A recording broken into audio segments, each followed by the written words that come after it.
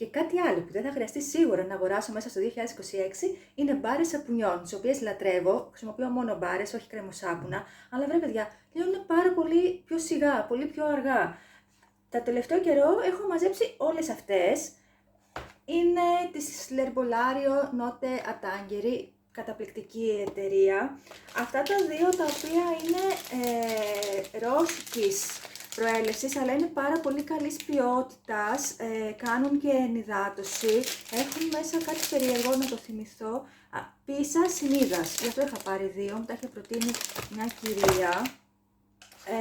Ροζέ γκαλέ, εντάξει, τι να πούμε, κλασική αξία. Αυτό ήταν δωράκι από τη Φλωράλια. Αυτό ήταν επίσης από το Φύσης, δωράκι χριστουγεννιάτικο. Εδώ τι έχω, δεν θυμάμαι, νομίζω από το Χόντο το είχα πάρει αυτό. Εντάξει, μαστίχα χείου, αγαπημένο. Εδώ με μανταρίνι, γιατί έχω μια αγάπη στο μανταρίνι, πάρα πολύ ωραία. Θέλω να δείτε και το σχέδιο εδώ πέρα.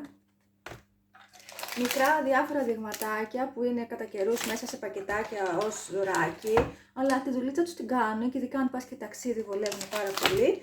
Και πάρα πολύ ωραίο αυτό εδώ που νομίζω το είχα πάρει από το Δαναό, εδώ στο Χολαργό, με σανδαλόξυλο. Οπότε καταλαβαίνετε ότι νομίζω ότι για τουλάχιστον ένα χρόνο ακόμα δεν χρειάζεται να πάρω τίποτα. Δεν ξέρω αν εσείς χρησιμοποιείτε μπάρες, αν χρησιμοποιείτε θέλω να μου πείτε, θέλω να μου αφήσετε το σχόλιο σας και θέλω να το στείλετε αυτό το βίντεο σε κάποιον που έχει την ίδια λατρεία με μπάρες για να ανταλλάξουμε απόψεις.